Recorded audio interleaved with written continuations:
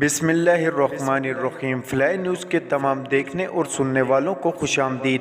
اگر آپ ہمارے چینل پر نئے ہیں تو سب سے پہلے چینل کو سبسکرائب کر دیں اور بیل آئیکن کو پریس کر دیں اور ہماری ویڈیو کو پورا دیکھیں تاکہ دنیا کی معلومات سے آپ باخبر رہ سکیں۔ آئے بڑھتے ہیں خبروں کی جانب۔ چیئرمین پی ٹی آئی عمران خان نے نیب میں طلبی کے نوٹس کا جواب دیتے ہوئے کہا کہ نیب قانون آئین سے متصادم ہے، اس لیے پیش نہیں ہو سکتے۔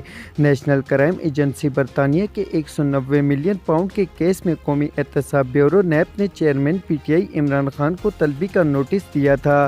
نیب طلبی کے نوٹس پر عمران خان نے اپنے جواب میں کہا کہ مختلف مقامات پر قبل از گرفتاری ضمانتیں کرانے کے لیے لاہور میں ہوں۔ اسلام آباد ہائی کورٹ نے 22 مئی تک مقدمات میں ضمانتیں لینے کا وقت دیا ہے۔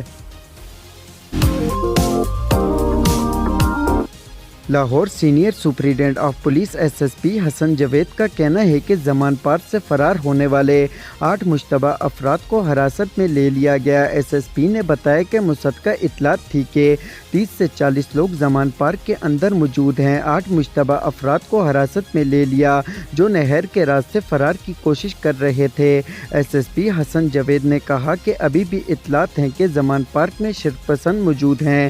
زمان پار پر آپریشن سے متعلق حتمی فیصلہ اعلیٰ افسران کے حکم پر ہوگا۔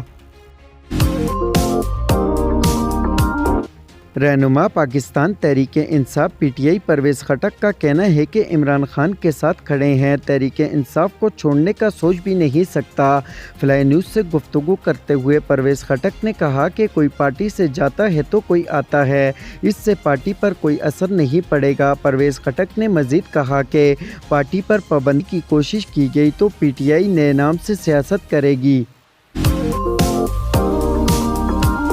Pakistan democrat movement P D M کے ترجمان حافظ حمداللہ نے کہا کہ صدر عارف الوی مذاکرات کا بھاشن دینے سے پہلے اپنی پوزیشن واضح کریں۔ ایک بیان میں حافظ حمداللہ کا کہنا تھا کہ صدر عارف الوی بتائیں کہ وہ 9 مئی کو پی ٹی آئی کی دہشت گردی کی مذمت کرتے ہیں یا نہیں۔ صدر صاحب واضح کریں، پاکستان کے وفادار ہیں یا عمران خان کے۔ تحریک انصاف کے رکن سندھ اسمبلی عمران علی شاہ نے بھی پی ٹی آئی چھوڑ دی۔ مرحوم ڈاکٹر محمد علی شاہ کے صاحبزادے ڈاکٹر عمران علی شاہ نے سندھ اسمبلی کی رکنیت بھی چھوڑنے کا اعلان کر دیا۔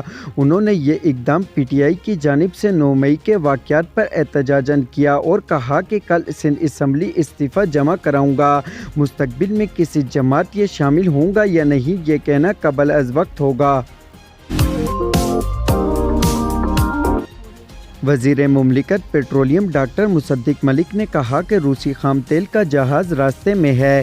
اسلام آباد میں پریس کانفرنس کرتے ہوئے مصدق ملک نے کہا کہ معاہدے کے تحت روسی تیل کی قیمت نہیں بتا سکتے، البتہ پاکستان کو روسی خام تیل پر اچھی خاصی رعایت ملے گی۔ انہوں نے کہا کہ پاکستان میں 14 ارب ڈالر تک کی سرمایہ کاری سے ریفائنری لگ رہی ہے۔ عالمی مالیاتی اداروں کے اعتراضات پر فی الحال عوام کے لیے سستا پیٹرول پیکیج پر عمل درآمد روک دیا گیا، لیکن روسی خام تیل پاکستان آئے گا تو پاکستان میں تیل سستا ہو جائے گا۔ پاکستان تحریک انصاف پی ٹی آئی خیبر پختونخوا کے رہنماؤں کا پیپل پارٹی سے رابطوں کا انکشاف۔ پیپل پارٹی کے صوبائی ترجمان امجد افریدی نے دعویٰ کیا ہے کہ پی ٹی آئی کے سابق ارکان اسمبلی ناظمین اور بلدیاتی ممبران نے رابطے کیے۔ امجد افریدی کے مطابق پی ٹی آئی رہنماؤں کی پارٹی میں شمولیت کی خواہش سے قیادت کو آگاہ کر دیا ہے۔ انٹر بینک اور اوپن مارکیٹ میں امریکی ڈالر کی قدر میں آج ملا جلا رجحان رہا۔